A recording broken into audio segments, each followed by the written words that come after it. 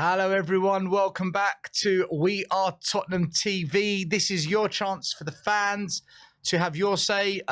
You've watched the pre-match chat that I had with you, the watch-along, and also Brains and I's final match analysis. But now it's your chance to call in and tell us what you think.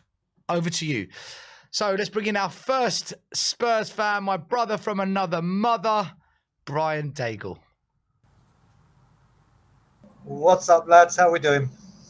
It's just lad, because the other one's gone. Oh, it's just you now still. Let's do this, brother. Let's do this. How are you? I'm Sammy, I've got an echo. Brian, apparently it's your end. Of course, it's my end. Of course. All right. 1 second. Let me try and move from where I am. 1 second. For anyone that doesn't know, Brian is in the Scotland Yard. I recognise that because when I went to Toronto, that's the pub we went to watch the football. So he's in the local pub. Is it better now still? Yeah, much better. Okay, let me just go into here you go. I'll give you a little tour of Toronto once. And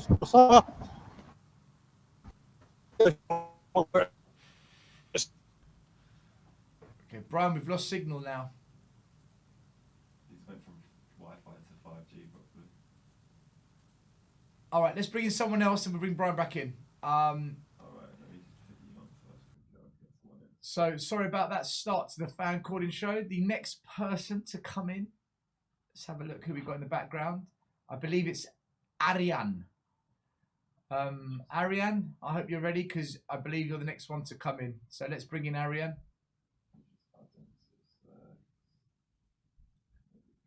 All right, there he is.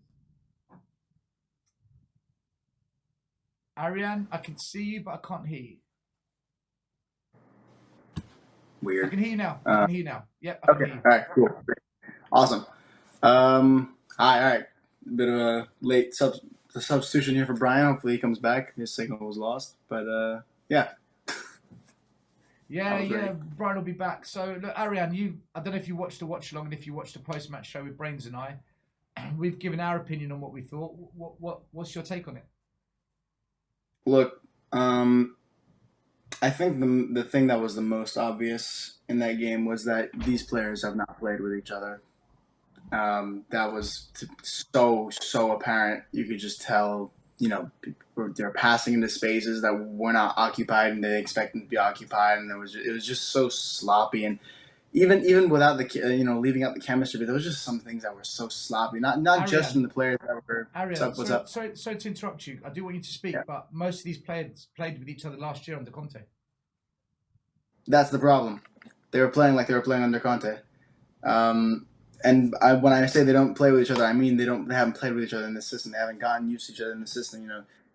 Madison and Son had this amazing link up together. Preseason? Did they not play together preseason? Preseason's a sham. Vicario looked like a scam in preseason. So I don't pay attention to preseason all that much. I look at a whole so far in the season. What have I seen? I've seen a lineup of players that's so fluid and so just capable of playing this kind of fluid football that we're playing, and I didn't see that. Sorry, Arian. I can hear Brian Daigle, sound engineer. Okay, Arian, carry on. Sorry, Brian Daigle's in my ear. I can hear him. It's a little bit difficult. Okay. Thank you. Anyway, I'll try to go along. Anyway, this is very similar to Spurs' situation right now. Everything's disjointed, but in terms of what I've seen, like everyone there is just not. They're not capable of playing with each other in this kind of system. It looks like they don't have the chemistry, and it's so disjointed. And not even just from the players that were subbing in. I think what was more disappointing is that Suma looked poor, Sarr looked poor, Son looked poor. Kulusevski and Johnson were the bright sparks for me, and Davis. And that's funny coming from me, but I think he had a super game. I think he was absolutely wonderful at the back. Contrasted by Eric Dyer, who, we know Eric Dyer at this point. It was a lot of the similar culprits. I think Emerson didn't have a great game. I don't think, like I said, Dye had a great game. Sarr didn't have a great game. Son didn't have a great game. Bissouma didn't have a great game. Højbjerg didn't have a great game. And stuff like that lets you down as a team. You know, this whole injury crisis has hit us, you know, like an absolute brick wall. You know, it's just such a heavy hit. And you know what? Also, credit to Wolves, man. Credit to Wolves. I think they played us off the park the entire 90. I think they deserved that win through and through. I don't think that it was a smash and grab. I don't think that they got a late winner despite deserving a draw. I don't think anything. I think they deserved that win, and I think they played us completely off the park. I fully agree with you. I think if we got a draw, we would have said, you know what, fair enough. To lose 2-1 would have felt how it is now, which is gutting, but it's hard to complain when you look at the stats, total shots, shots on target.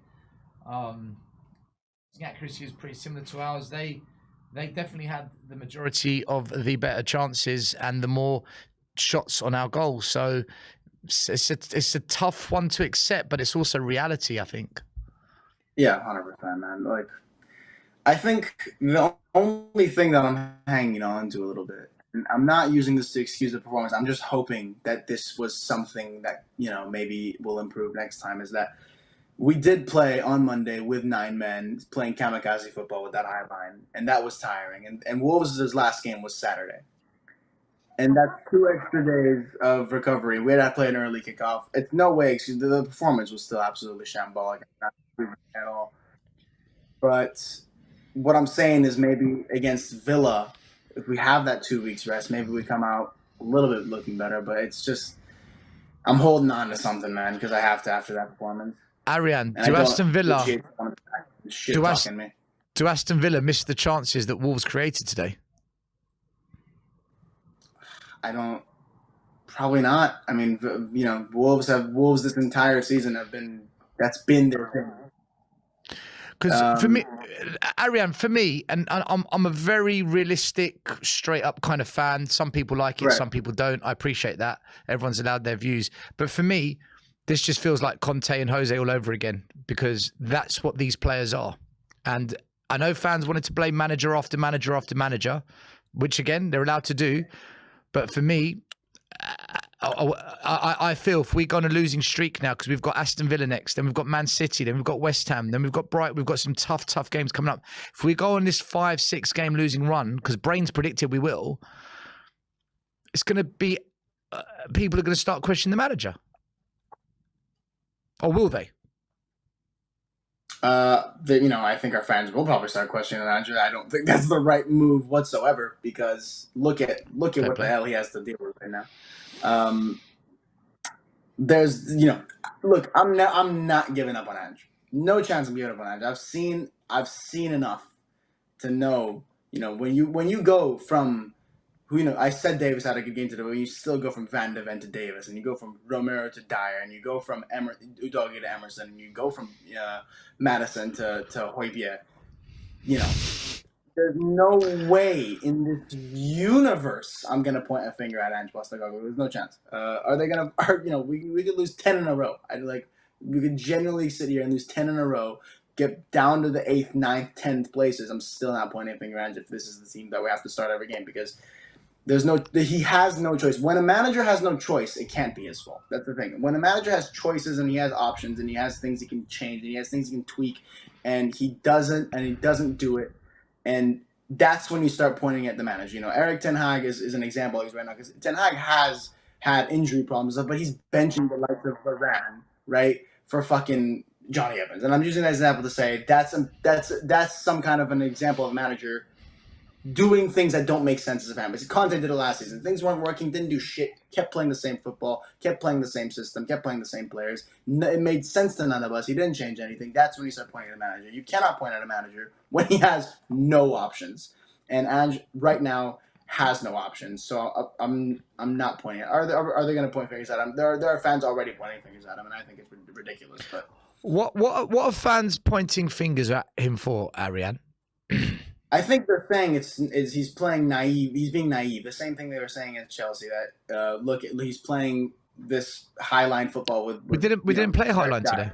We didn't play that high We line. didn't play high line, but it wasn't halfway line football. But we weren't playing like deep in our box, because if you're going to defend with an Eric Dyer, But they wanted Conte out and Jose out for doing that. Look, I'm agreeing with you. I think it's ridiculous to point a finger at Ange Postecoglou. I'm on your team here, but I'm saying there's people who are already doing it. So of course, just knowing this fan base, people are gonna have a go at Ange if we lose 3 games, 4 games, 5 games, 6 games, whatever. People are gonna start pointing fingers at him. People already started pointing fingers at Son. And yes, he had a bad game today. He did, of course he did. But players have bad games. Players have bad performances. Did Son get enough service for us to judge him today? Do you think Son could have done something different to be more involved in the game, Arian? Not really. I think everyone didn't have much to. I think everybody had suffered because of everyone else at the same time. Like it was everybody's fault and no one specifically fault at the same time. There was Son, for example, didn't have the service, but also maybe he could have come in, linked up a little bit more. I don't know. I think Kulusevski, just a couple stand-up performers, but everybody was kind of not helping each other. Everybody, it was a situation of I'm not helping you, you're not helping me, we're not helping each other, help each other. So it was just this whole complete disjointed. It was like I don't really know how to explain it. It just felt like it felt like they were all speaking a different language. That's what it felt like to me. They had no idea what was happening. They were just passing into lanes that no one was there. It looked like this team. It was the first time they were playing with each other. That's what it looked like. Do you know? To me, it looked like when you play out from the back, the defense and the midfield need to understand one another's passages of play. And when we were playing out from the back, too often we didn't really have a clue how to get it higher up the pitch to the midfielders. Yeah. There's times when Emerson Royale, there's just a simple forward pass, play it. He doesn't play it. There's times when Dyer just square the ball, or why do you have to whack it out of play? Just there's a pass on, play it out. Like his clearance that led to one of the goals where the system isn't about clearing a ball, it's about playing it out. Because when we did play out from the back and we were patient, we looked actually quite good at times. Yeah. And then the midfield, I don't know about you, Arian. I just refuse to accept that Dyer. I'm talking about football now, not the position. So what I mean by that is Ben Davies is a defender. So forget defending. I'm just talking about playing as a footballer. I don't believe that Dyer, Davies, Emerson, Højbjerg, Brian Hill. I don't believe these. Brian Hill, I don't know yet. But these kinds of players, I don't think they can play football. I think they can play a position in a team, but they can't play football where you're all on the same page. Like you said, being balanced, communicating by knowing each other's movements and having the technical ability to pull off passes, knowing when to move into space, how to receive a ball, where to lay it off afterwards. I don't think half these players can do that. I've never seen them do it in the 5, 6, 10, however long years they've been at the club. Like, I mean, what's your take on that? Do you think these players can improve? Because I don't think they can. Here's the issue, right? The depth. The major issue with that is you take aside just how bad they are at what they do, right? Because Dyer is not even good at what he does, but his profile, what he even does isn't even what Ange needs. If he was someone that wasn't good but at least suited Ange's profile, you can kind of get behind it. But he doesn't, like you said, like he doesn't even know how to play. He doesn't know how to kind of. He doesn't know how to do that. He doesn't even know how to play football, like you said. That's the issue at hand. It's not necessarily quality. Like we were looking at, like Lloyd Kelly from Bournemouth. Is Lloyd Kelly from Bournemouth a fucking world beater? Of course not. But he can do what's necessary for Ange.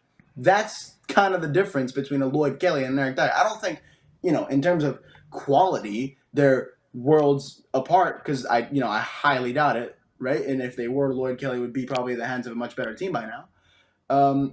But it's that ability, it's that technical ability. Last season there was a significant lack of technical quality in every department of our squad. This season, it's been a little bit healed by what was genuinely a good summer, but it just wasn't enough. And now that we have a couple injuries, we're seeing the remnants of just not going that extra yard, getting a little bit of depth, getting a little bit of cover. In case injuries happen, and of course they'll happen because we're Spurs and they always happen. And you know that's it's what's it's bitten us right in the ass, right? There's just no other way to put it. Yeah, I agree. We've been left short again. It's a story of every manager, I feel, just left that bit short to do what they want. And that amazing start we've had to the season now looks under threat. I mean, the next game's coming up. We've got Aston Villa at home. We've got Man City away. Then we've got West Ham at home. What's your thinking? Udogie will be back, so that's one. Yeah. But Basuma's now missing for the next game. Basuma's now missing as well. So, do you realistically think we can? No, let me rephrase this. Do you really believe we're going to go and beat Villa now next game? The way Villa are. Look, here's the virtue of that. I just refuse to go into any game right now thinking we're going to lose. I don't like doing that, right? And that's me doing that is kind of an admission. I only start feeling that way when I can feel like it's just not gonna work under the manager. Just I don't like going into a game with that mindset, especially under Ange. I don't go into games thinking that way. I don't think the players go into games thinking that way. I don't think the manager goes into games thinking that way, and I don't think it's appropriate for me to go thinking that way. So for that reason, I'm gonna go into Villa with a positive mindset because I have to, and I think as fans, it is. It's our job to be critical, and it's our job to demand more. But at the same time, it's our job to believe, and it's our job. Like Arian, I'm not saying don't be positive, and I'm not suggesting for one second you should believe we can't. Like I listen, I always believe maybe something can happen because I've watched enough football to know anything's possible, right? But the way we're playing with these players, the fact that we don't have the options to change it, the way Villa are under Unai Emery. Do you really believe that we're going to go there and say, yeah, we're going to beat this Aston Villa team? Because we know we can't just defend. Because look what happens, right? So we have to attack, but then we expose ourselves defensively when we attack. And if it wasn't for just poor finishing, Wolves would have been 2-1 up before that. So I just think Aston Villa are better than Wolves. And I'll be honest with you, Arian, I'm genuinely worried about the next 2-3 games. Like really worried. Yeah, I'm worried, but I believe. Sure, why not? Why not? Why not? Fair enough. Why not? And I really, thank you. I was excited to explain, but there's someone causing a ruckus back there in the back end. What in the chat? No, in the chat. It's Tony Snow. He keeps talking, and I can't really listen to my own. Oh, right, okay. Yeah. The sound engineer Sammy's going to sort it out. Don't worry. Last question for you, Arian.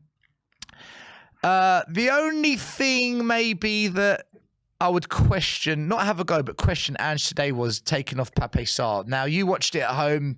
You might have seen the game a bit differently. Do you think that was the right move, taking off Pape Sarr? Because I thought he was actually having quite a good game for us. I don't think he was good. I think what it was is really you could have taken off any of those three midfielders for me, but I don't think so. I had a good game. He was when he was inverting with Emerson on that left. He was misplacing. I don't think he was particularly positioned right. He had some very sloppy moments on the ball. He slipped on it a couple of times too. Yeah, I remember that.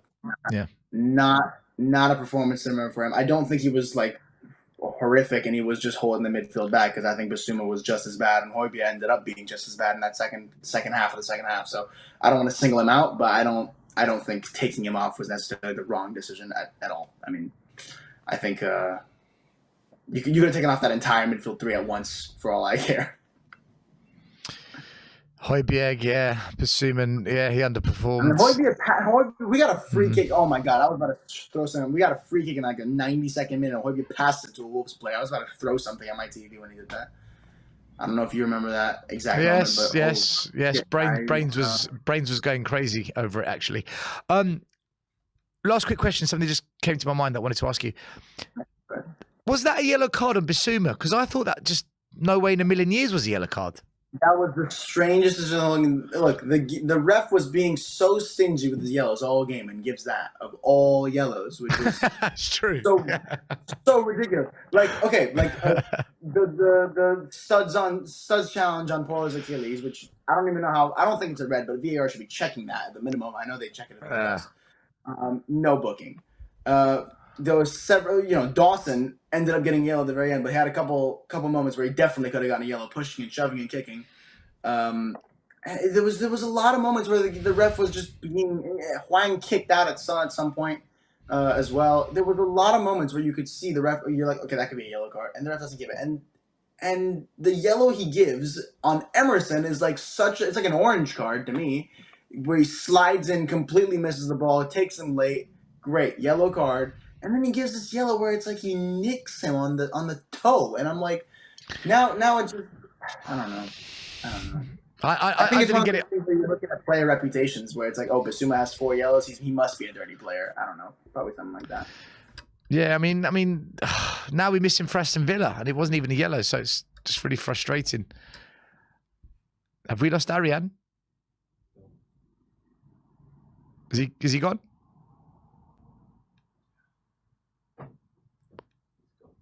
Okay, Arian's been cut off.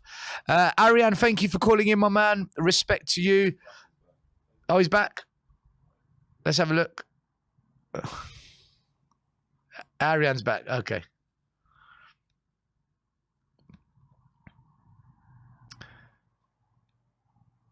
Yeah, I can't hear you now. No. I can't hear anything. The joys of technology. Arian, listen. I'm going to say goodbye to you, buddy, because we're having a technical issue. But thank you for calling in. As always, respect to you. That was Arian, everyone with his thoughts. And now back from Toronto. Let's see if we can get a good internet connection this time. It's Brian Daigle. Can you hear me now? Yeah, much better, Brian. How you doing, my man? Yeah, I'm good. Let me just tell you a very quick story. Once upon a time, a company called Enoch bought Tottenham Hotspur. And year after year after year, they would screw Tottenham Hotspur over. The end. All right, guys, we're going to wrap it up here. That's the end of the story. Yeah, Brian, look, I mean, I think, I'll tell you what. Rather than just we go into a Levy out rant. No, we can talk the game. There's loads to talk about. Yeah, no, I was going to ask you, like, realistically, because Brains and I were having this conversation, and some people thought that we were being negative with our thoughts. Others were saying, yes, spot on. Do you realistically see these group of players that we've got now for the next 3-4 games putting in the kind of match-winning performance where we say, yeah, they can play Ange ball. You know, they can do it this way. Because they couldn't do it the Poch way. They couldn't do it the Conte way. They couldn't do it the Jose way. And now the second string today, that capitulation, we've been watching that for 4 years. Do you think there's any way that we navigate through this? Because, when fans say, oh, but I believe, or, but I really think that's not enough, is it really? Well, put it this way, Stel. Let's talk Darren Davies to begin with, who I thought were okay for most of the game, but at the vital moments, they switch off. And we switched off, and we got punished for it twice. What I will say, one thing I think people will say Sonny had a crap game. He didn't have a crap game. He absolutely had no surface whatsoever. Take Maddison out there. What I would have done personally is I would have had Højbjerg on the bench and start myself. So at least there's that creative option. Whether he would have been able to do it is another thing. But at least there's a bit of creativity there. So we were doomed with that. And mate, like you said, we've had this. When the first team is fit and firing, we can hold it with the best of them. When we have a few injuries or suspensions, it's unfortunate. Obviously, so many happen at Chelsea. It doesn't matter what style, what formation, what you ask them to do, they can't do it. They just can't do it. Yeah. What more can you say? You look at it, Dyer, Davies, playing as a centre-back pairing, playing at left-back, they just cannot do it. They just cannot do it. Their time is done. The fact that we're waiting for Dyer to leave, and this is how embarrassing it is, that we're waiting for Dyer to leave on a free because we haven't even been able to ship him out or try to get him out. And he's been here the best part of 10 years. Have you heard the comments from Ange post-match? No. Let me read this out to you. Obviously, it's disappointing, the goals going in so late, and we worked hard up until that point. We ran out of legs at the end, but credit to Wolves, they came at us and scored a couple of good goals. I can't question the effort and commitment. In the first half, we scored a good goal and then played a bit conservatively. I did not think we were as positive as we could be. The second half was a bit better, but there is a lot of players having their first start and we were never going to get the same fluency. That's the first time he's kind of referenced that this is a player matter. But he's worded it in a way where he's saying, look, they've only just started. Yeah. But we know these players haven't started just now. They've been at the club for a long time. So is he subtly there saying, hey, these players, man, you know? I think he is. And you look at it, he can say that. And yes, they haven't played, but at least their legs would have been fresh. Højbjerg's hard, like, apart from, I don't think he's had a start, has he? In all honesty, in the league. I can't even remember. So he should be fresh, or he's always fit and ready to go. Dyer and Davies should be completely fit. Kulusevski looks like he's on his last legs. He looks exhausted. Yeah, that's what he's saying. It's what he's saying. Listen, still, you know, he's come out. He's already said, I want my players early in January. Yeah. Like Potts did. He also said, when he was talking about his relationship with Levy, he said, I don't need to have the close relationship with Poch. All I need is him to trust me. The screws are getting turned. The screws are getting turned. And we're going to have to see. Now we have to wait for Villa and City. Brian, I'll be honest with you. I think Villa are better than us because they don't have the injuries we do. And I think Man City, I think we're toast. You know, I know people don't want to hear that. People want to hear, no, you know, you've got to believe, you know, have faith. I'm being realistic.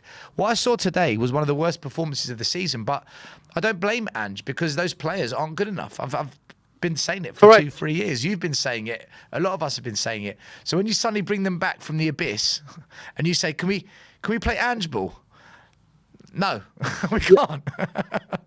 Yeah, well, that's it still. You look at it and as we always say, you and I will always back the manager. No matter who it is, no matter what. He will always get our ultimate backing and our trust and everything. And none of this is on Ange. None of this. Maybe the odd little thing here, like I said, maybe playing a bit of creativity to get Son in the game. But when it comes to playing those two at centre-back, I hope against Villa we have Dorrington and Phillips. I'd rather play youngsters and they learn rather than play these players that we know what they're capable of and let us down again. Do you think he'll do that, though? Because out of the 3 games, Wolves, Villa and City, you'd probably say Wolves is the easiest of the 3. So he didn't play the young players then. Is he going to go and do it against an informed Aston Villa and a magnificent Manchester City? Well, I hope he plays... Well, I'm really hoping he plays Phillips instead of one of them. I really... Because I've been saying it from get-go. I'm a strong believer in Phillips. Brian, which of the two would you drop? Probably Dyer, because I think Davies to me had an okay game. He did have an okay game. Yeah. So Davies did play well, but these two, they can't play together. There's no pace, there's no power. Phillips does both of those. Not Van der Ven pace, but he certainly makes up for. He's certainly faster than both of them, probably put together, and he's certainly more powerful than either of them. I thought that Emerson Royale had a pretty bad game as well in left back. He's not a left back, so I'll give him, relax on him a bit. But the first half, they kept attacking that left wing. He ended up picking a yellow card. And then second half, the winning goal came down from that flank. Yep, I will say, when you're talking the defence, I think Porro had another good game. I really do. I think he played well, especially seeing that he was the only one of that back 4. But he looked exhausted near the end. We've hated the international breaks that have been coming our way. Just thank God we've got an international break this time. At least we've got that in our favour. I mean, but we still got the same players after. Yeah, but hopefully it gives. Listen, it will give Van der Ven 2. Thank God it gives Van der Ven 2 weeks where obviously no one's playing, so that's an extra 2 weeks for him to get fit. Not saying he'll be fit after it, but That's 2 weeks out of the rehabilitation that no one's playing football. And we just got to hope that things change and we have some positive news. Madders is a big loss, big loss. Well, I think Madders and Van der Ven are back in the new year, so they're not going to play the next. Well, they're not playing November or December. Yeah. We've calculated there's Well, 8 we've got games. 7 games in December, and they ain't going to be fit for one of them. So the fixtures, I believe we've got 8 games left, Brian, before January. I'll have a quick look. Yeah, you're right. Because we've got one more. Yeah. You're right. Good time. Good time. Do you know what? You know when you get that feeling? I've been here before. I've literally, and I'm tired. I'm tired this time. This time round, I'm just tired. I know how this goes. Stel, you and I together, Stel, we know exactly how this goes, don't we? Yeah. Unfortunately. But what can you do? What can you do apart from just rinse, repeat, rinse and repeat, rinse and repeat? I just, do you know what? I genuinely feel sorry for Ange because, Brian, can I ask you, do you think if we do go on a bad run, okay, that fans will turn against him? Or do you think I really hope not. I really hope not. Listen, you and I keep saying this, and so does Ryan and all the other Levy-outers. Don't blame the manager. Blame the chairman. And you and I and Ryan and everyone else in our group, the protest and everything, could say the same thing over and over again. And it's, oh, no, it's not him. Oh, look what we're doing. Look what we're doing. We're now going to do it. We're now going to push on. This is the time. And we go through it again and again and again. Thing is, everyone wanted progressive front foot attacking football. We get it. The first brick wall we hit, and it's an implosion. It's a 4-1 battering. It's losing in injury time. That Wolves did to us what we did to Sheffield United. Yeah, completely. And then you look at the games coming up and you're thinking, oh my God, you know? Yep. But Villa at home, we move on, we dust ourselves down, we regroup, and hopefully at Villa, at least Destiny's back, so the flanks are covered, because both goals came from the flanks. At least it will be Porro and Destiny, so we've got that positive. Brian, Basuma picked up a yellow card, so he misses the Villa game. Who is your midfield 3 for the next game? Sarr, Højbjerg. I think it's too early to give Benson Core 90 minutes for Celso. We need to get creativity on there. Did you not feel that Højbjerg was one of the problem players today? No, maybe with his passing, but without Basuma, he is obviously the one. And you know what, Højbjerg, whenever he's come on, he's been outstanding for us this season. So one game that's not as good as he has been. What do you expect? But we need him now. Now Basuma's suspended. He is obviously the natural one that will go there. So it'll be Højbjerg, Sarr, and Lo Celso for creativity. Yeah.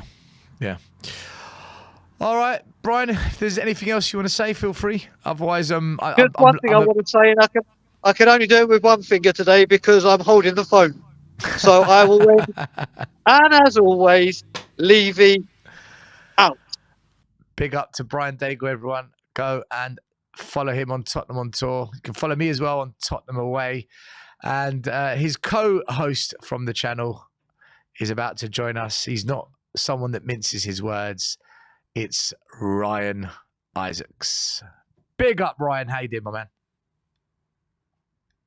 Can't hear you. Fantastic. Can't hear a word. I've got it on mute. That was my bad. Awful. Worst performance of the season. Talk to me. I will go into details later on about the fringe players. I just want to say Son was woeful today. I don't want any excuses about the lack of service. I've said it all season long. When it comes to a side and he doesn't have the creativity with him, he will be anonymous up front. Anonymous. What striker is good without service though, Brian? Without creativity? You have a striker we let go two days before the window, before the season started. Isn't Harry Kane a bit of an anomaly in terms of he can play as a creative player and as a striker. You know, when we look at most strikers in football, don't they need someone to give them a little something? Yeah, you do. But you still then got to show yourself for the ball. He was invisible today, completely and utterly invisible. And I'm not the biggest Son fan, but I do respect Son for what he's done. I would love to see for Villa, especially now. I would personally love to see Son move back to the left. We bring Kulu into the Maddison role. You put Johnson on the right, and I play Velis through the middle. Just to have that little bit of strength, you know, someone that can hold on to the ball, lay it off, bring players in. Son cannot do that. Son cannot do that. He's up there on his own. You know, he's not going to do that though, right? No, I know he's not going to do that. Yeah. He's not going to do that.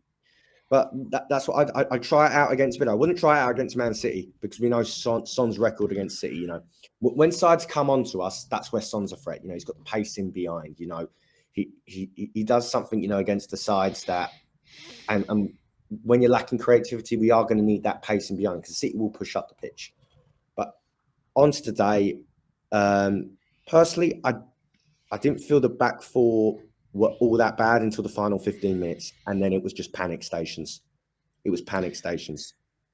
But isn't that the case with these players? As soon as the pressure piles on, they just capitulate. Under every manager, they've done it, the same thing. Yeah. Every single manager, I did not want to see back two of Dyer and Davis. I don't think anyone did. Did you? No, I wanted Phillips to start today. Phillips with who?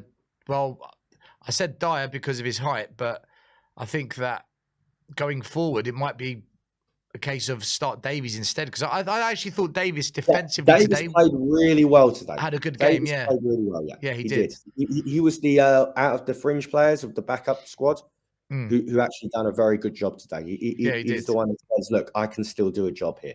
Not saying that we should keep him. Still needs to be moved on. Dyer was awful. Every single time he sort of half cleared the ball and he got lucky. There was one, I think, around the 65th minute where they almost got through and he sort of miskicked it and he kept the ball. Emerson was awful.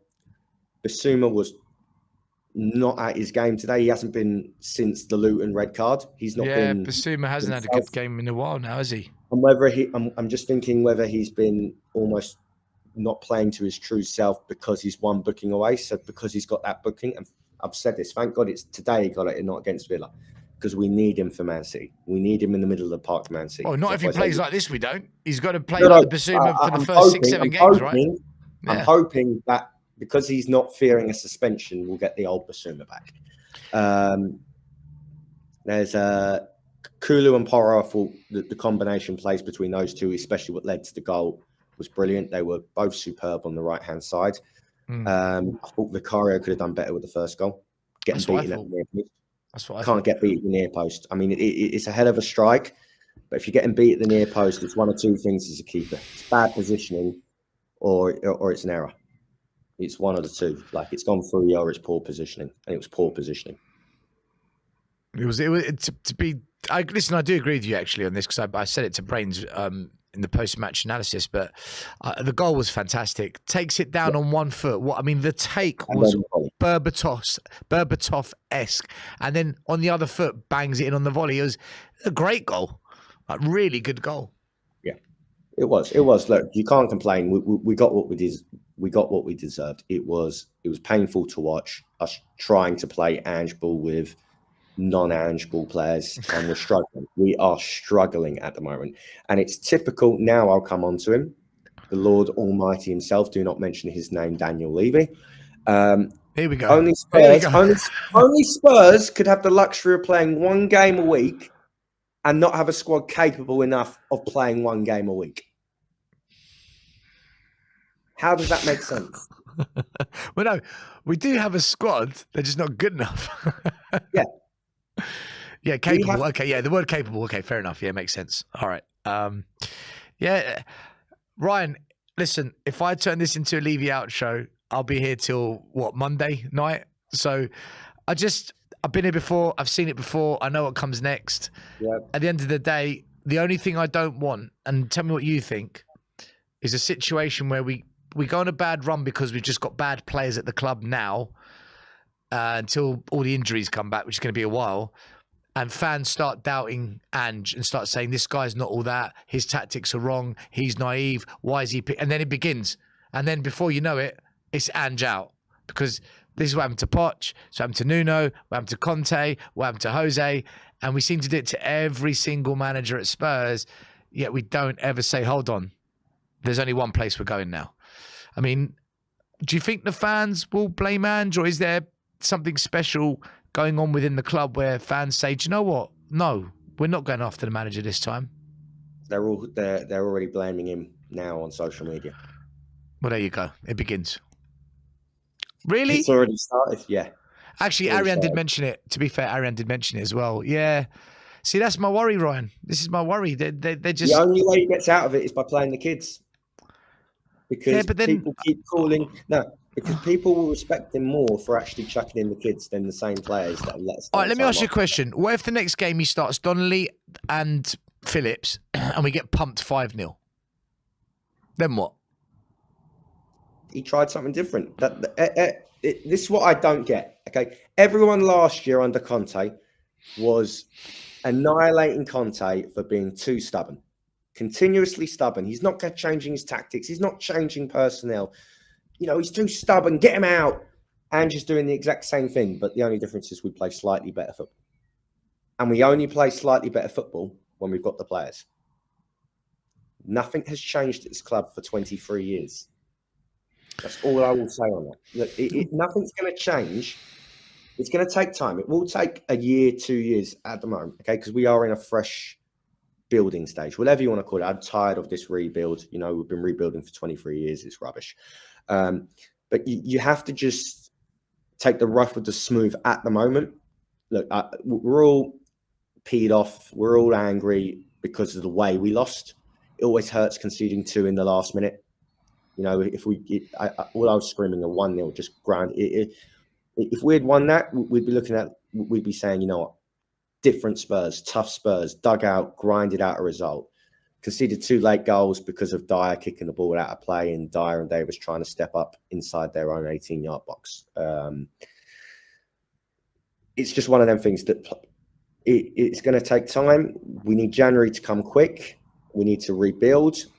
I don't want to hear any rubbish from fans on social media or anywhere going, oh, Madders and Van der Ven will be like new signings. I don't want to hear that garbage. I don't want to hear garbage from fans going, oh, wait until the window's shut. Wait until the window's shut. Don't want to hear any of that garbage. And I don't want to hear any of the garbage of them saying it's difficult to do business in January. It's okay, because then we're going to go through the same cycle all over again. Fans right now need to demand more than ever, which is why you put the post up. I've been putting the post up that Ange needs backing now. Obviously, you can't do it. But basically, it's back Ange or Levy out.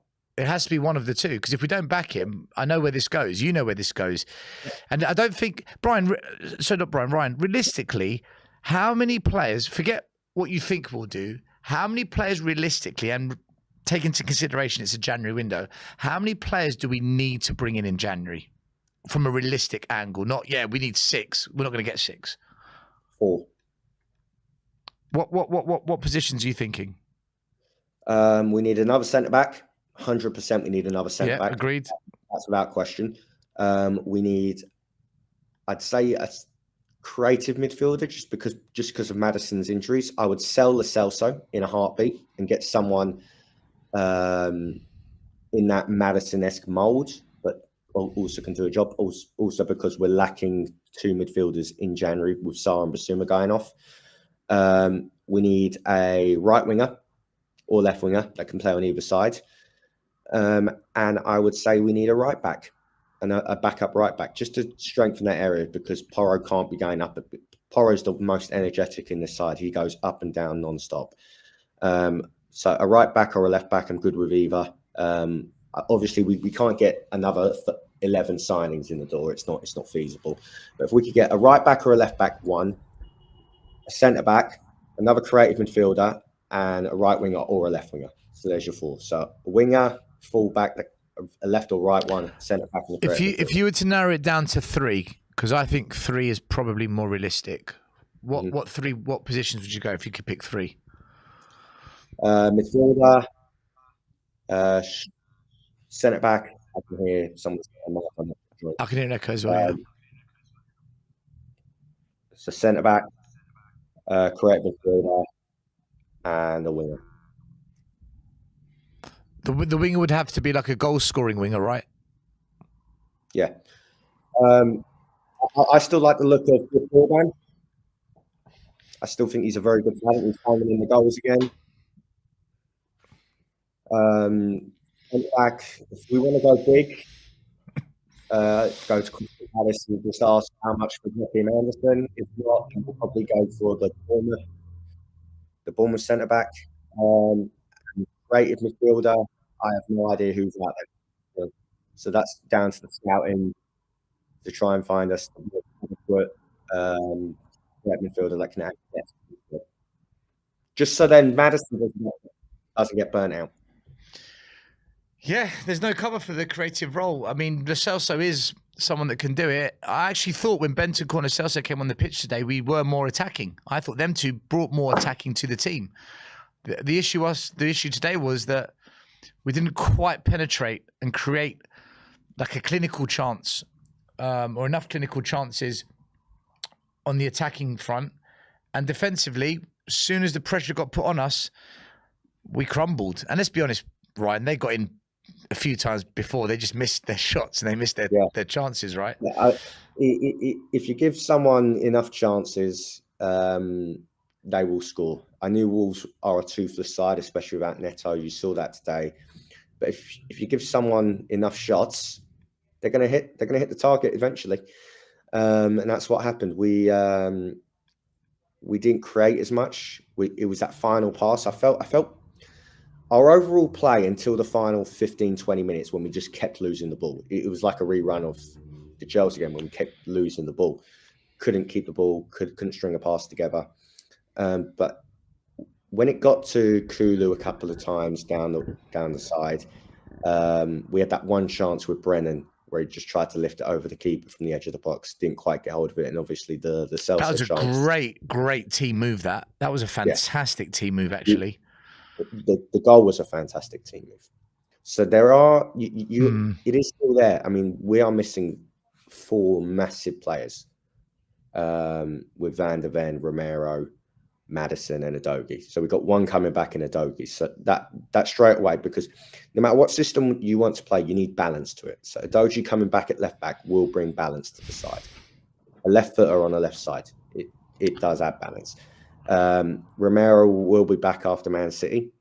So that's a positive. And then we've just got to try and cope through without Van der Ven and Maddison. It's praying time. So what's your prediction for the next 2 games? Aston Villa at home and Man City away. Someone actually put a post up on Twitter and they went, it'll be so typical Spurs. And he actually put the scorelines. To lose 2-1 against Wolves, and he put this up yesterday, to lose 2-1 against Wolves, lose 3-0 at home to Aston Villa. And beat City. And go and beat City. We're not beating City, man. We've got this. I've been saying it non-stop. We've got not this with Eric Dyer and Ben Davies. No chance. I don't see it. No, but it would be hilarious. I still fancy us to beat Villa. Villa aren't the best. We've beaten City with the Alderweirelds, the Tongans. Dyer and Davis under Conte went to the Etihad and won 3-2. We had Romero in that team. Yeah, I know. Yeah, we don't have that either. So we had Lloris in goal. And we had Harry Kane up front. Ryan, we had Harry Kane in all those games as well, bro. Harry Kane, I mean, come on. Listen, it's good to live in hope. You never know, right? Yeah, it's good to live in hope. Look, I still see us giving Villa a game. If you offer me a point, I would take a point at home to Villa. And I just want to see us play with a bit of heart and a bit of passion at City and play with our heads rather than our hearts, because we've been playing too emotionally at the moment, the past 2 games. By the way, I actually thought the referee had an excellent game today. First time I've seen a ref try and actually let the game flow. He's not too eager to get his cards out. I actually thought the referee had a good game. You're spot on. I don't remember one VAR. No, the referee had an excellent game. So yeah, you're right. The only dubious one maybe was the Basuma yellow. That was never a yellow. Yeah, but that was it. He let the game flow. He was consistent throughout.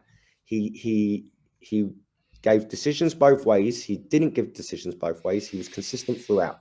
And if anyone wants to argue with that, go rewatch the game.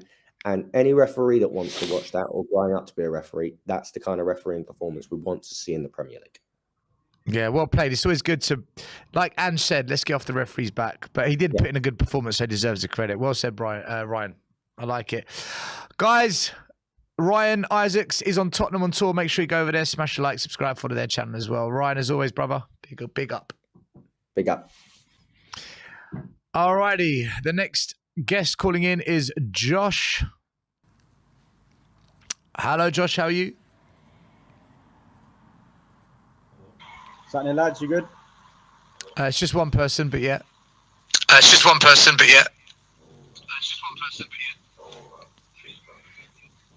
Hello, still, can you hear me? Yeah, I can hear you. Oh, perfect. Yeah. What's going on, lads? Yeah, all good. All good. 1 second, I'm getting really bad feedback. What is that, Sammy?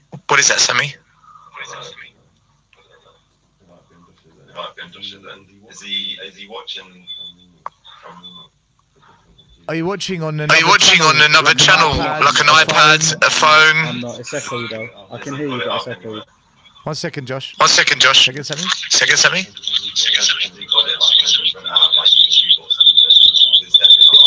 So the sound engineer here is saying it's definitely not outside, it's you.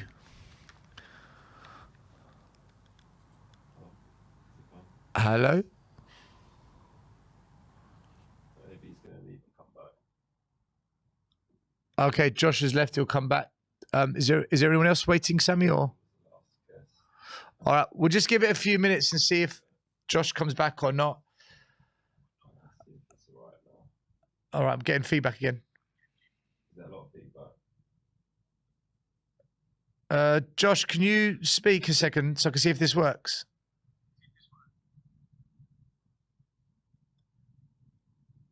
Hello, Josh? All right, I've got an echo, but I'll deal with it. Cool, man. Yeah, obviously echoing a lot of what everyone else has said. And obviously when you're playing with the B team, you're going to get B results, let's be honest, right? Because the players are not good enough. If you take out 4 or 5 players out of Liverpool, Arsenal, any top team, you're going to see a major difference, especially to a team like Wolves away. But one thing I do want to say is obviously Ange is finding out how good these players are or not, the likes of Eric Dyer Davis, etc. So he's going to go through that journey now with them, and we're going to have to watch this. We've seen these players obviously fail under other managers. Saying that, Davis was brilliant today. But one thing I will say on Ange, lads, I'm sitting there in the pub watching this with Tottenham fans, and we're sitting there in the 90th minute, and I'm thinking, Ange has to go compact. And for me, I'm sitting there thinking, mate, it's the Premier League. Not being funny, you're 1-0 up away. You've got to protect the lead. And for me, that's on Ange. That's on Ange. We can't be playing that kind of football away, 1-0 up, when there's 5 minutes to go. And I think we let Wolves have that space. I know that the players are to blame because they made the mistakes, but from a tactical point of view, why has Ange not made us compact and difficult to beat? It seems at this club that we love. Whenever we lose a game, we blame the manager.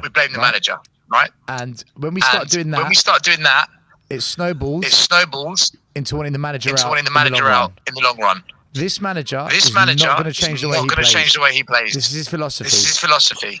So my question to you is, if you're going to blame the manager and his tactics, he's not going to change that. So where do you go from there as a fan? I love watching Tottenham play this Ange Ball stuff. Yeah, I'm all for it, mate. I'm buzzing every minute, watching Ange Ball. But at the 90th minute, bro, we've got 11 men on the pitch. You got Sonny up top. Pulled them in, right, by being compact and hit him on the counter. 2-0, game over, man. How many managers, top managers, have you seen in the 90th minute say, right, that's it. Let's make it difficult for them to beat us. and let's hit them on the counter. I'm looking at this thing thinking, nah, man, we're going to lose this. And we did go on to lose it, obviously, which is a shame. But I just think on Ange, he's got to. I don't know, man. I don't know. I'm all for Ange Ball, but I think at the 90th minute or in stoppage time or 89th minute, you've got to look at it and you've got to be smarter. You know, he knows these players are not good enough. He knows he's 5-man down. So he's got to do something different, man. We can't keep playing like this. Villa will batter us. We'll lose in stoppage time. Man City are going to destroy us. I'm with you on that. But at the 90th minute, why are we playing? Why are we trying to play Ange Ball in the 90th minute?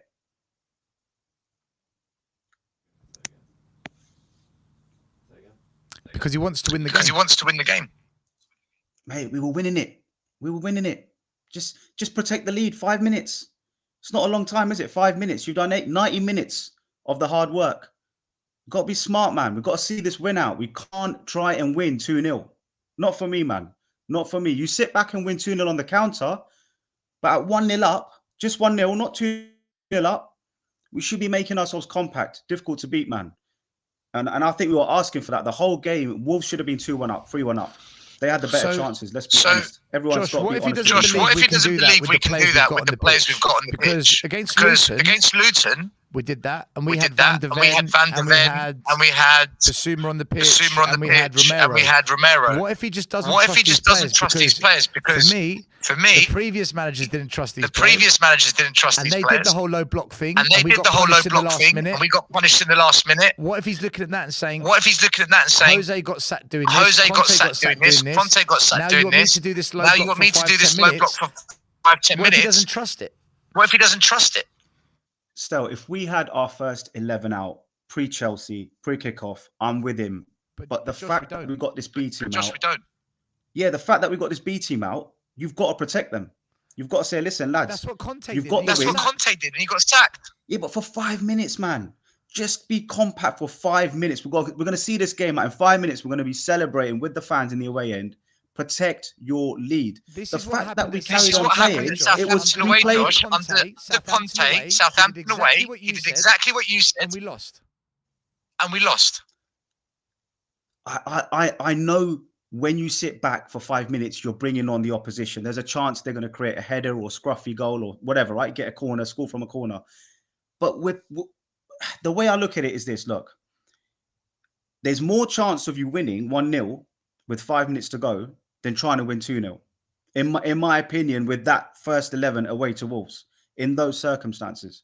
So for me, Ange should have looked at that and said, we've got this far, we've rode our luck. Wolves should have won that game by 70th, 80th minute, if you ask me. They had the better chances. We've rode our luck. Let's just rob this game, get the hell out of here, and take those 3 points. Going to the international break and reset, retrain, re-go again. The fact that we kept playing, I think it was a bit cocky. And if you had your first 11 of Madders, Romero and Mickey at the back, I'm all for it, man, because we've got the quality on the pitch. I just think, I wouldn't say cocky, I'd say overconfidence. And now he's realized these players can't do it. Some of these players are not as good as he thinks.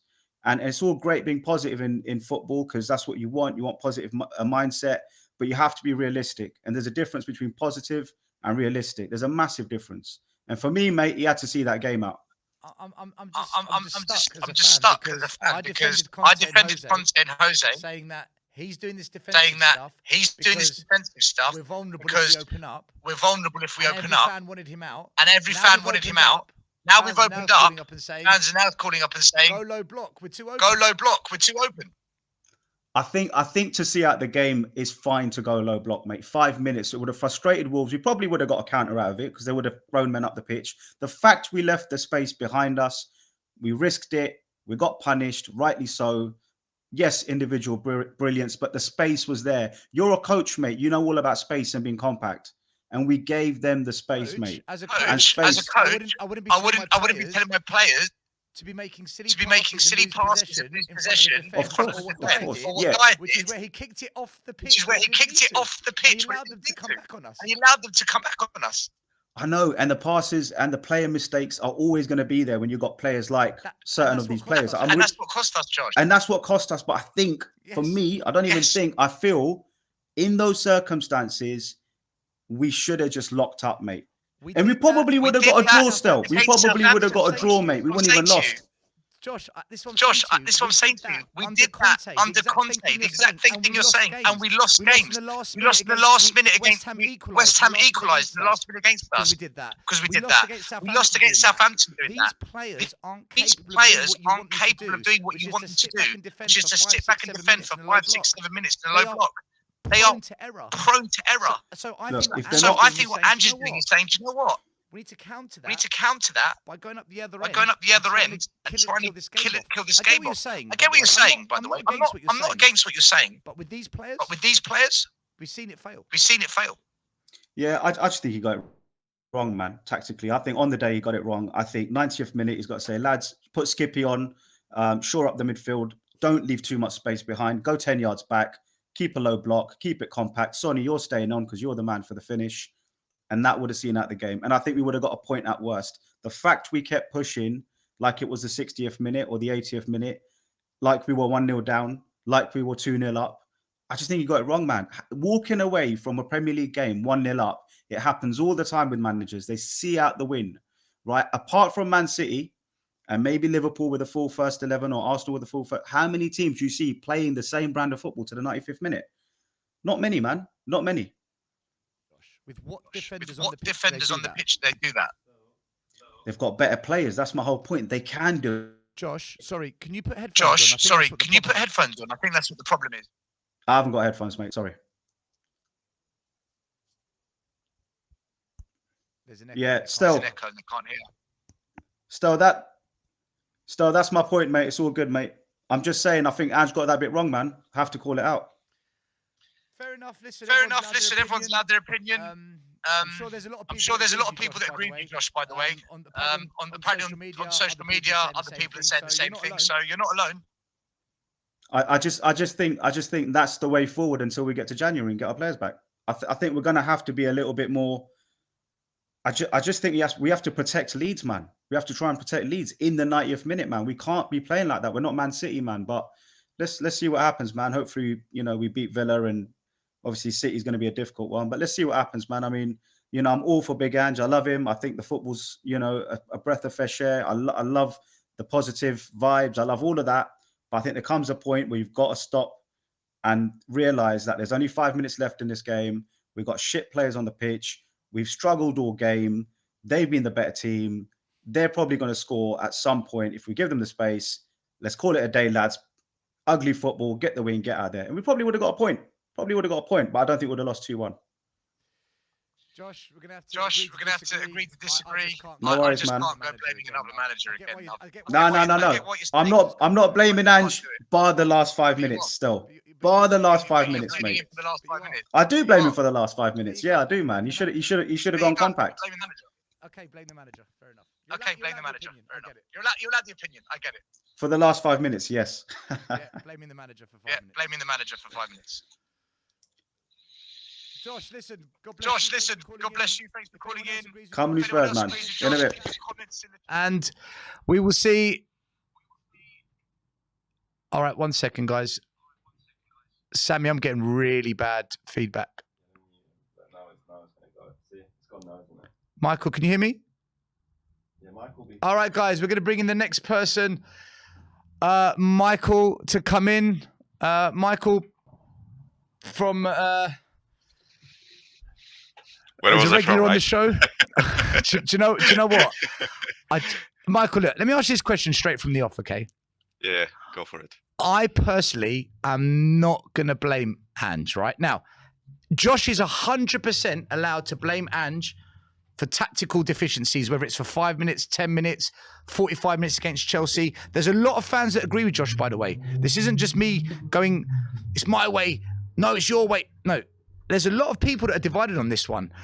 But for me personally, and I want to hear what you say because it's a fan calling show, as soon as we lose under any manager, criticize, blame, and then it becomes an issue. And then it snowballs into a constant until it's Poch out, Conte out, Jose out, Ange out. People are allowed that opinion. I'm just sharing what I see in my view. Michael, do you blame Ange for today's loss? Do you think even for 5 minutes, he's at fault? He should have changed the way we play? Nah, I don't blame him for today because we often say that good managers don't change their approach to the game, right? We say it about Klopp, Pep. I know they sometimes tweak some like things tactically, right? But the principle stays the same. So for me, it's not Andrew's fault that we have like half of our first 11 injured or out with suspensions, right? That's partially on the players, partially on some things that we do not have control over, right? But I just don't agree with saying that because we have Dyer and Davis in the back that we should suddenly start playing harambol and sticking 5 in the box and doing 2 banks of 4 or whatever, right? I think maybe there were some things personnel wise I would do different today as a starting 11, right? I understand why he decided to choose the personnel that he did, because after all, even though we don't like Davis and Dyer, they are the senior center backs in the squad that are fit right now, right? I hate to say it, right? I hate the fact that it is this way. I would rather see Alfie Dorrington or Phillips, right? But it's not illogical to call for your senior center backs to step up when they are needed, right? And for me today, listen, we didn't deserve a win, definitely, and I don't even think we deserved a draw today. With how we played, with how we were going forward, I think we just completely lacked the creativity, completely lacked the energy, even the courage, I would say, to make a progressive pass, to try to take on a player. I think like not many of our players today on the field wanted to actually go forward, and I think it's reflected in the stats. We had more possession, especially in the first half, but we didn't really do anything with it, right? It was just pinging the ball around the back. I think there is this saying of that we played like walk ball, like walk the metal thing that you cook food in. That's the walk. this shape. Walk. We basically play walk ball, right? From the left back to the center back to midfielder to left back to right back, and all that stuff. And walk ball. But and listen, like the tactics were there. I think that's brilliant. That's genius. That's genius. Walkable. I think the approach from the manager was the same, right? It's just that the personnel was different, and I think. Yeah. Listen, I might disagree with playing like Sar in a 10. Maybe I would rather see Lo Celso there, but would Lo Celso do a better job? I'm not sure about that, right? I actually think that possibly like not much would have changed, right?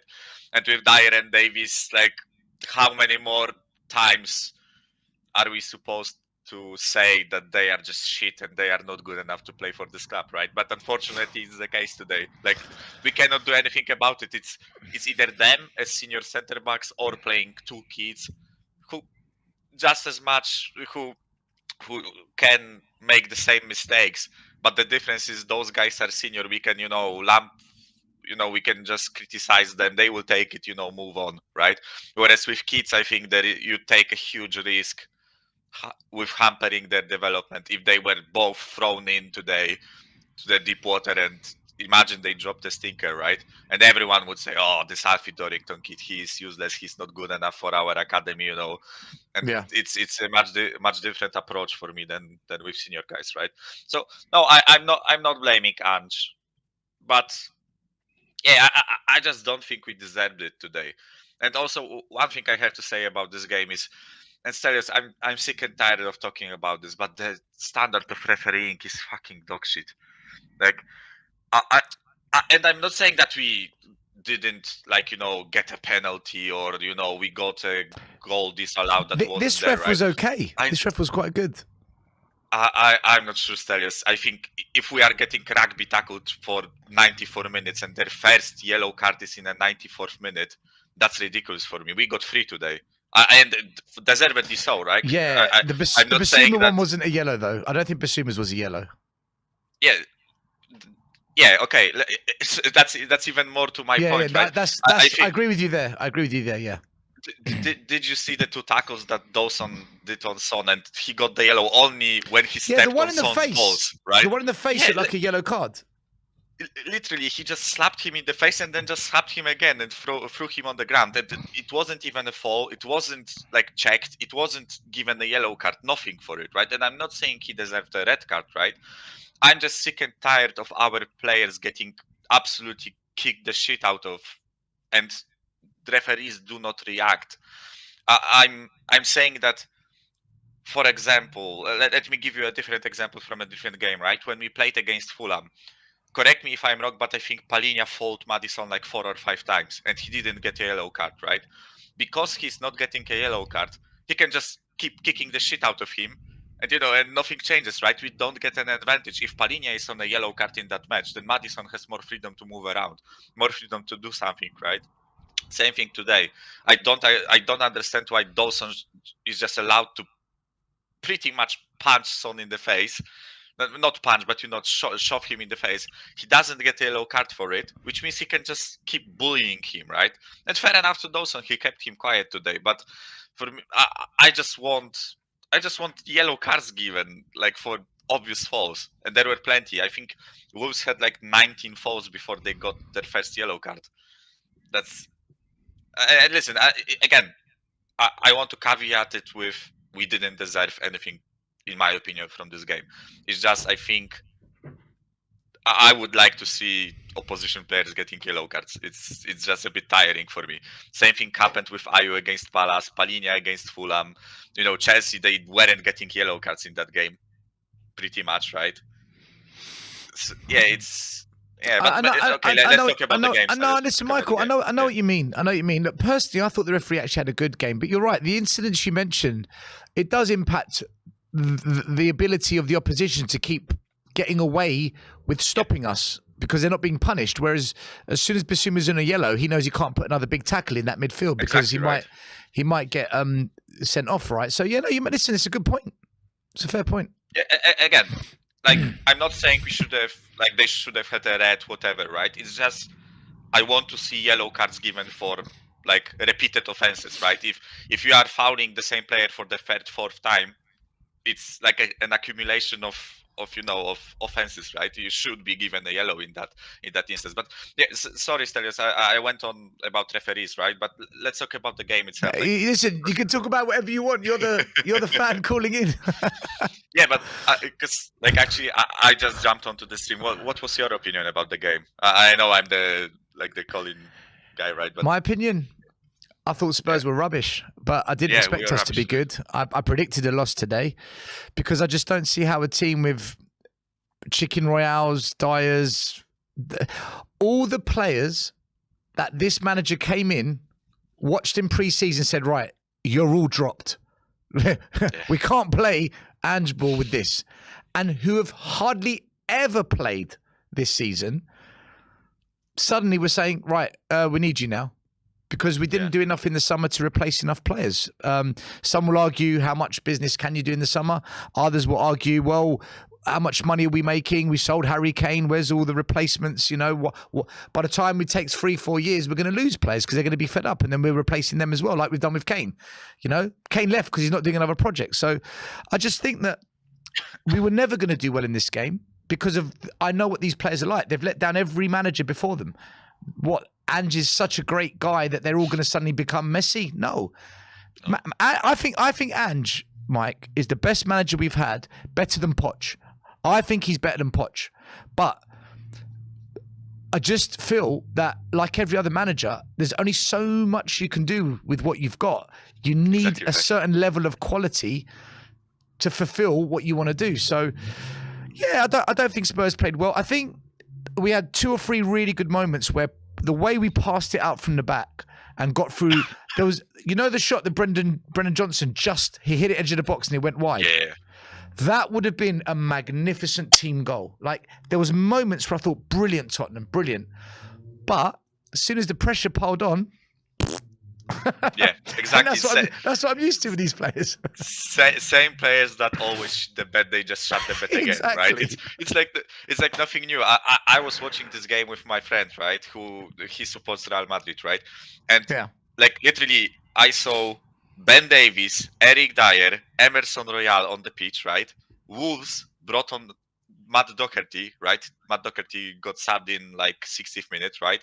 And I said, turned to my friend and said, listen, they should call Clement Longley for him to drive from Birmingham to Wolverhampton, and we would have had the whole Conte defense in the pitch, right? Like the they band's back should have together. just shown, The yeah, band's the back band is back together, right? Like I honestly never expected before the season started to see Eric Dyer, Ben Davies, and Emerson Royal in the same team as a starting 11, right? And It's just Højbjerg fucking DM. infuriating. And Højbjerg DM, right? Yeah. Listen, Højbjerg had like a below average game, in my opinion. Nothing like he played like in the previous, a couple of matches, right, where we actually praised him for quite solid performances, right? But overall, it was just the same shit again, right? It was just like watching Conte again. And listen, I just hope that, when Romero and Udogie are back, that we will stabilize this team again, right? But I'm not fucking looking forward to Villa and City. Jesus Christ. Do you know what the worry is now? The only way I think we can survive the next month and a half is if Ange changes his ways. That's the only way I see it happening. And I can see fans that will begin to say, oh, if you're an elite manager, you adapt. But like you said, Pep doesn't adapt from his football. Klopp doesn't adapt from his football. Yeah, they tweak a few things, but they don't adapt from their philosophy. And if you do that, then don't bring in Ange. Get rid of him now. We might as well get rid of Ange now. If we're not going to do it the Ange way, get rid of him now and bring in someone that's going to do exactly as the fans say. Whenever the fans say jump, the manager jumps. Whenever the fans say turn left, the manager turns left. Because otherwise, this is the beginning of it all going wrong. But I know Ange isn't going to do that, Mike. Ange isn't going to change his ways because we're going to have a difficult month and a half. And this is now going to come down to the board. So tell me what you think. I hate talking about them because I don't like them. But Arteta is challenging for a league title again this year. That team will challenge for a league title, right? They did it last year, they did it this year. But on that journey, eighth, bottling quarterfinals of Europa Cup against lesser opposition, bottling top four. Are we as fans going to stick by our manager when we need to go through that? Because we are going to go through that. Is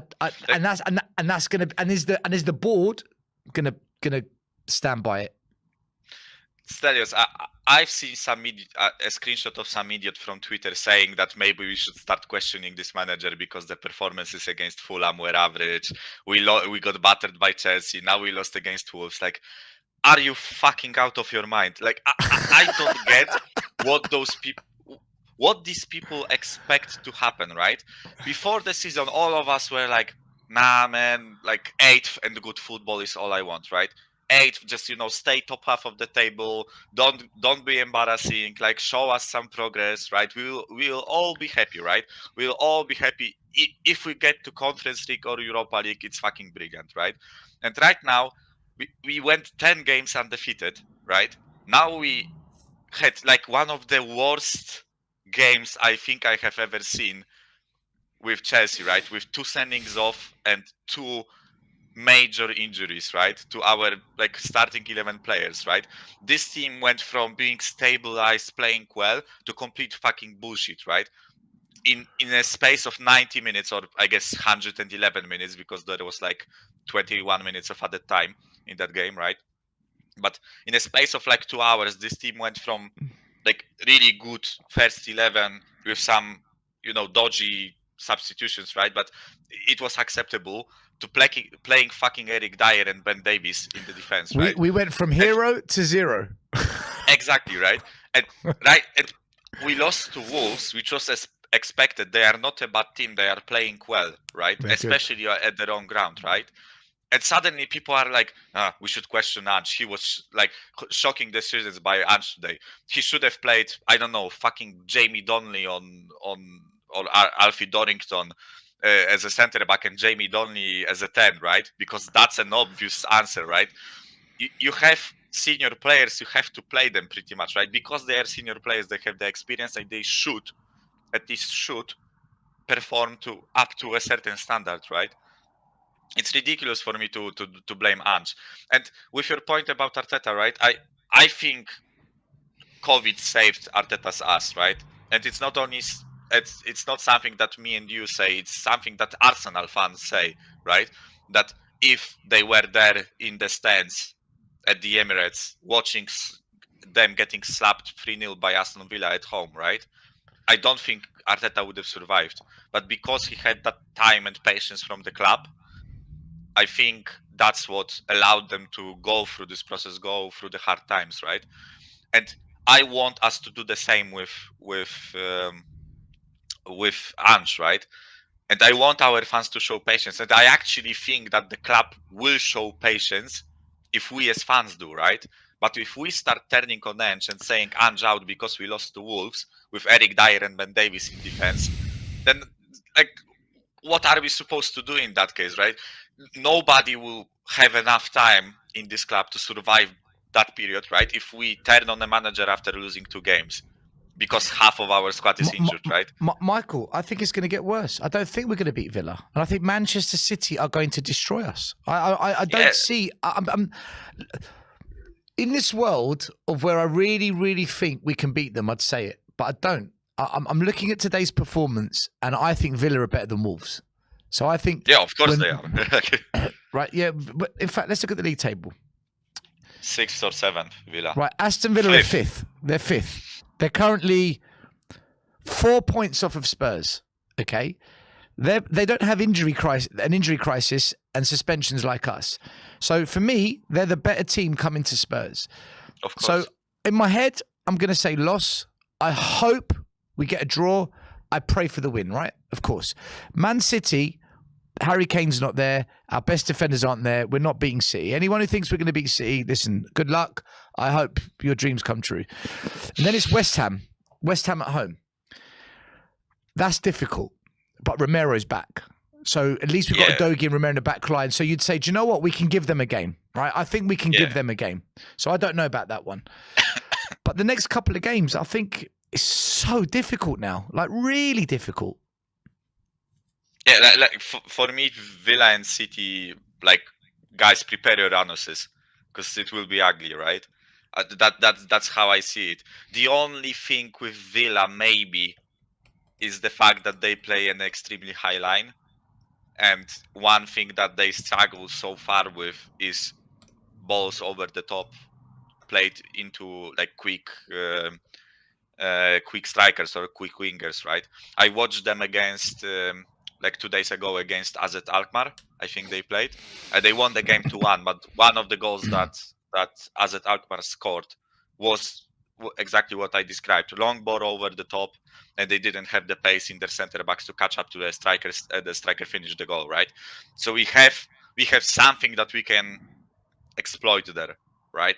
It's just whether we will be capable of holding out defensively, which I think we won't, right? Not with Eric Dyer and Ben Davies. Even if Udogie comes back into the squad, right? We still have like 2 absolute bums of center backs, right? They just won't perform. They will crumble again, right?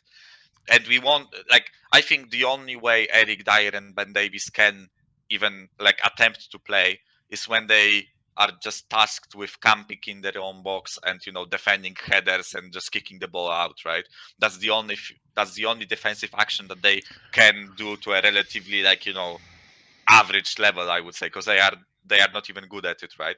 So we won't play that, right? We will try to play the high line because that's the way that we play, right? But I don't think Ange should be changing the way that he wants to play, even though he has those guys. That's a really peculiar situation, right? Because like the logical thing maybe would be to drop the line and just try playing more defensively. But on the other hand, you want to imprint your style on the team, right? And I think I can take losing to Villa and City on the chin if we stick to our football and we actually play what we want, right? Even if we die trying, right? I would rather see that than us playing like Conte ball again, right? It's not something I want to see. I've had like 4 years of this shit, right? So I want us to progress from it. That was my initial thing that I wanted to see in this season, was us progressing to an offensive style of football, right? And listen, Dyer and Davies, they will be gone soon, right? Dyer probably like in January or in the summer, right? Davis, I don't think he has more than 1 year in this club, right? Yeah, So he'll be I gone think in a they year. will be gone. They will be gone eventually, right? It's just that we It's cannot what be too happens, reactionary. Michael. Yeah. It's what happens between now and then, though. Yeah. That will define it. Like people that say, you know, they want Ange to change. No, why don't the players? Why don't we change the players we've got? Because that's what held back all the previous managers. And people that are saying, oh, we're not talking about changing tactics. We're talking about game management. Game management is part of your tactics. Tactics isn't just the formation. Tactics is game management, substitutions, the way you set out your team, the way the defense plays, the way the midfield plays, who you choose to be the captain, why you're doing that. It's all tactics. All of this is tactics. So if you don't like what you're seeing, Spurs fans, this manager's not going to turn.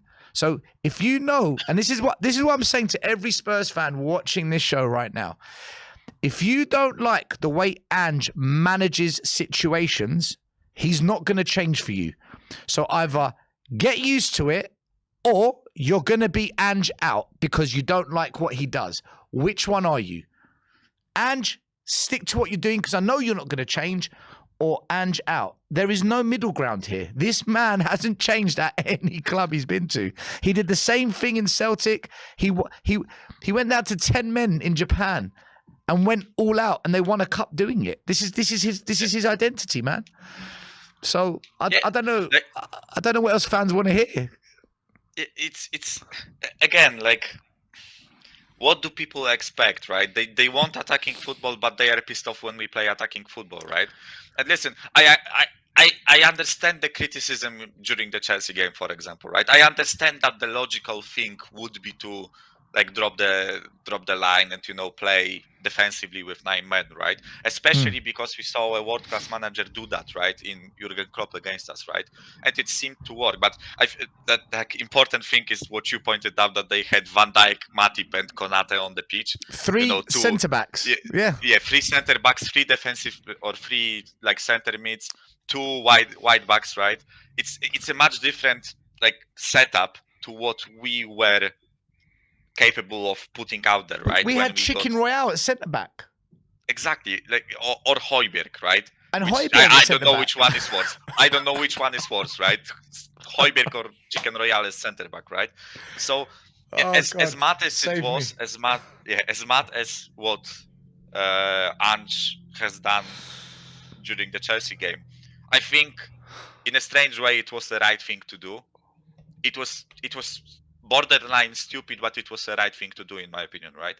But with this game, right? I actually think with the personnel that we had on the pitch today, I think Wolves were better in the midfield, and they just bullied our attackers, were better in the midfield, and we had a backline that was incapable of passing it out of the back, right? I think the fact that we struggled so much today was because we had no one in the defense or even in the midfield to some extent that was capable of taking the ball and progressing with it, right? Progressing with either with passes or by dribbling, right? I think Bissouma didn't have a good game today, and by the way, it's like his 3rd or 4th in a row that he isn't really like up to the standards that he Michael, showed. can I quickly ask you something on this? Yeah. I want to ask you something on this because Ryan, I can't remember who it was. Someone called in earlier. I think it was Ryan or Arian. They said that because Bissouma's been 1 yellow card away from the suspension, he's not quite been himself. But now the suspension's coming and he's going to start back on a clean slate, 0 yellow cards. Do you think when he comes back after Villa, so Manchester City, we'll see the Bissouma that we know again? Or do you think, no, it's got nothing to do with that? I hope. Honestly, I hope, Stelios, that we see him back to what he showed us during the first couple of games, right? And it definitely it definitely takes his mind off of like being more aggressive and more progressive and trying different things because he's so close to a suspension, right? But unfortunately, like he got the yellow card today, he will be suspended for Villa, which, by the way, I don't know who will play in that midfield. It will probably be like what, Sar, Højbjerg, and Bentancur doesn't seem fit enough to play 90 minutes right now. So who, Skip, Lo Celso? I'm not really sure, right? But yeah, I just think this team that we had to put out today was not capable of winning that game. I think even though I still think we did relatively well with trying to hold on to that 1-0 lead that we got. And by the way, I think it was a brilliant goal that we scored. But yeah, I just think we tried our hardest to hold out, but we didn't, right? Because the usual suspects did what they usually do, right? That's not really. So if we had Van de Ven and Romero on the pitch, this game does not end like it did. Like that's I know that's an obvious thing to say, right? But unfortunately, we are in such a situation, right? Romero got red carded, Van de Ven is out until January or more, so we have to deal with it, right? And I want us to deal with it. Like I am prepared to lose, as I said, I am prepared to lose. So yeah, they just like I hope our fans are too, right? Because I know you know that sticking with Ange and letting him do what he wants will bring success. I'm not even talking about success in terms of like winning trophies, because that's like far off in the distant future, right? And I don't want to talk about trophies, don't want to bring like such a heavy burden onto his shoulders right now, right? But what I want us is to stick with this guy and let him build and let him do his thing, let him imprint this philosophy onto this team, right? Because actually, when you look at that squad, right, when you look at the signings that we made, Mickey Van de Ven, Brennan Johnson, even Solomon, Madison, all those guys, they came here with a clean slate. Or how do you Vicario, he's good playing out from the back. Yeah, clean slate, right? That's the saying. They came here with a clean slate, Yeah, and Ange is imprinting his philosophy onto them, right? Whereas those players that have been sitting here for 8-9 years, right? Some of them, because like Son adapted well, in my opinion, but Son is a borderline world-class player, right? But Eric Dyer, Ben Davies, even Højbjerg to an extent, Emerson Royal, who had like 4 or 5 managers already in this club, right? Those guys are used to playing the old way, right? They came to this club with clean slates and they got imprinted with Conte ball, Jose ball, right? Sitting back, playing on the counter, not making progressive passes, doing everything safe, right? And it's hard to change those players if they are used to a different style. If they are good enough, they can adapt, like Son, right? But some just are incapable of adapting. Eric Dyer is 30 years old. Ben Davies is 30 years old. They are what they are. They won't change. They won't suddenly, like on a flick of a switch, become like players capable of playing out of the back, dribbling. It's just not them, right? I don't think I think Eric Dyer in a different team might not be a bad defender if you play to his strengths, right? But not in this team. Eric Dyer now in this team won't be a good player and will never be a good player, right? So I think we need to we need to give this manager time to do what Poch did, right? Which is get rid of the players that are not capable of playing this system and bring in players that do, right? There is a lot of talk about Lloyd Kelly, right? And many people are underwhelmed by us like looking at him, right, and thinking he might be a good like prospect center back, right? And I'm one myself. I don't think Lloyd Kelly is a good player, right? Good in terms of like something that really tickles my inner, oh my god, we are bringing in a good center back, right? But if he's young and he can be molded into like a good squad player that can do a job similar to Van de Ven or Romero, not as good as them because he won't be as good as them, or maybe he will, right? But most likely he won't be as good as them. But if he will do a similar job to those two guys, then we have to give Ange time to bring in players like him, right? To bring in players that will all be capable of playing this system. But if we right now, after losing 2 games in a row, we are on 26 fucking points, Stelios. After 12 games, right? After 38 last season, we had 60. We are already at a half point, pretty much, right? After 12 games. Yeah, So I'm looking at the league table now. Yeah. I'm looking at the league table now. If Liverpool win their game and Man City win their game, we go. We'll be 3, 4, 5 points off the top, 1 point off of second.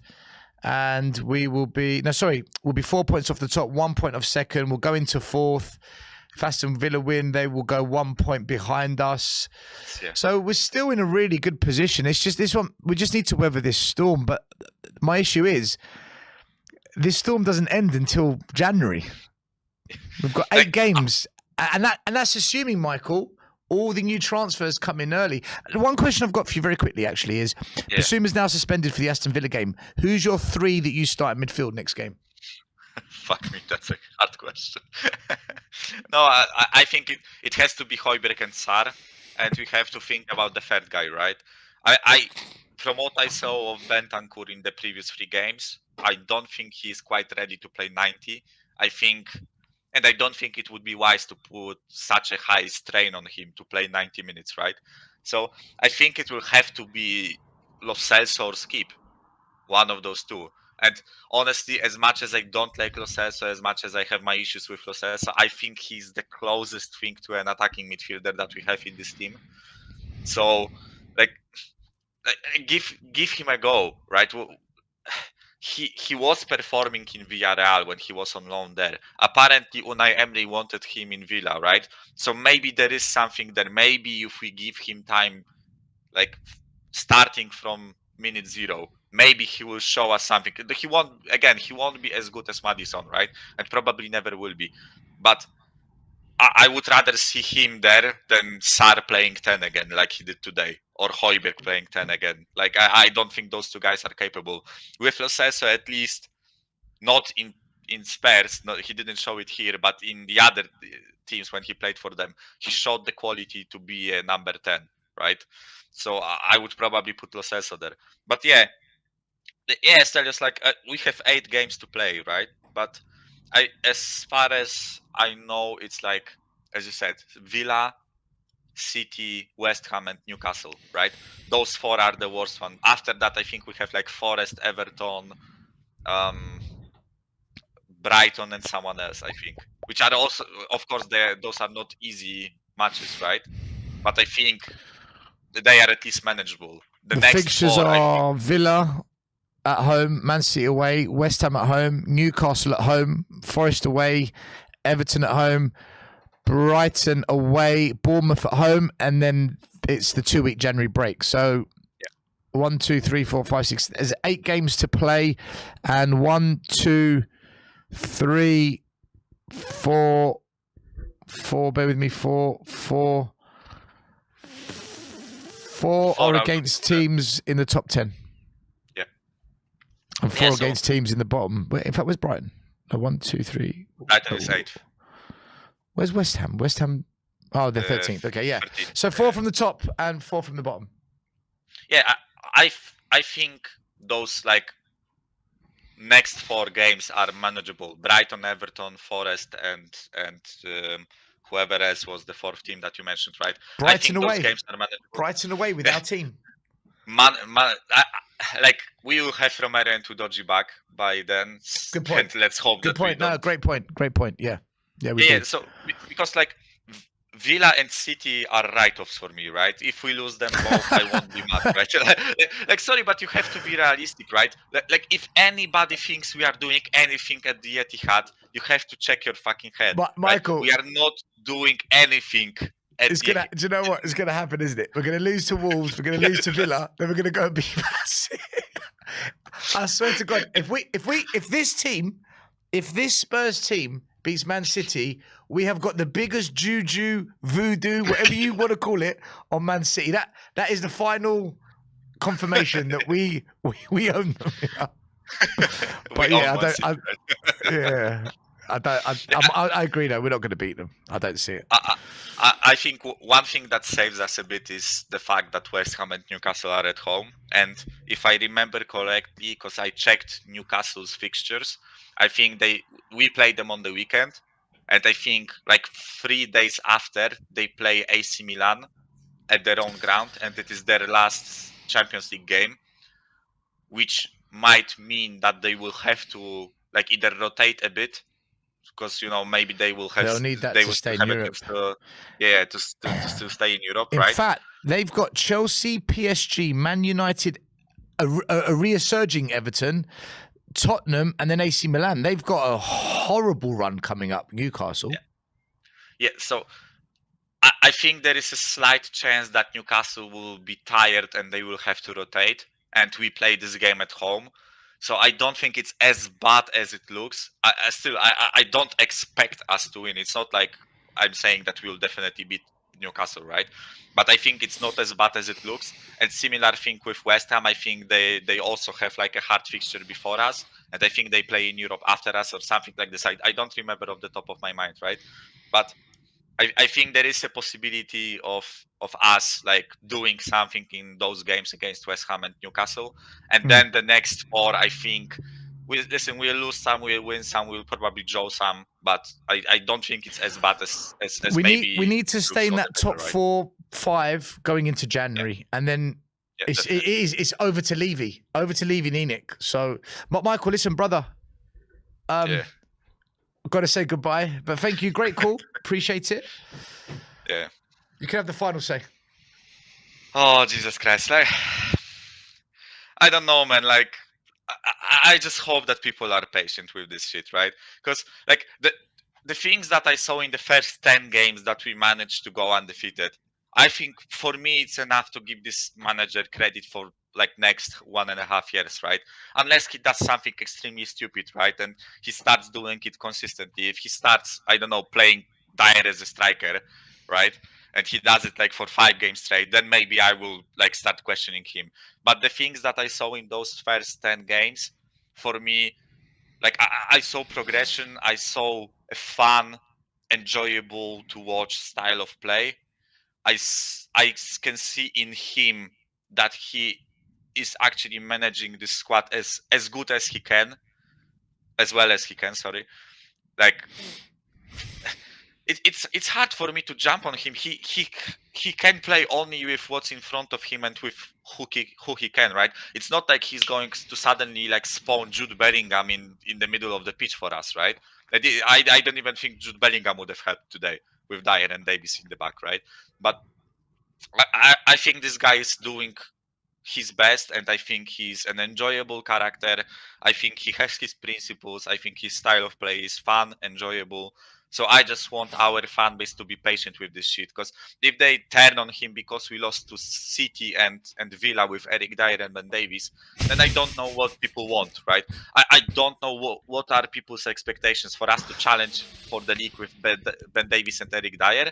I think like from the beginning of the season, it was obvious that we are not going to win the league. It was obvious that we will struggle to get into top 4, right? But this start has given us enough time and enough points on the board to actually lose a couple of games right now, especially in the dire situation we are right now.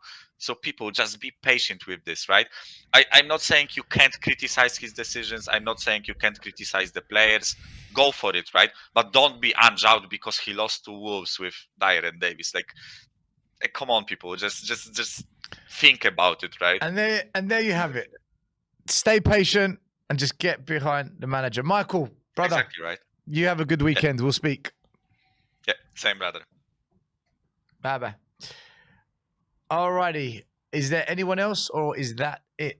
That's it. All right, guys. That was a fan calling show. We had Arian, we had Brian Daigle, we had Josh, we had Michael just there. Was there anyone else I've missed out? Was that we had 4? Arian, I said he was the first one, wasn't he? Brian, yeah, Ryan. Ryan Isaacs. Good point. Ryan Isaacs as well. People, make sure you go smash a like for this channel. We are Tottenham TV, and for Tottenham on tour, and for Tottenham away. Hope you enjoyed the show. We'll be back, I'm sure, tomorrow, Ben and Sim. If not, they'll be back on Monday. And as always, come on, you Spurs.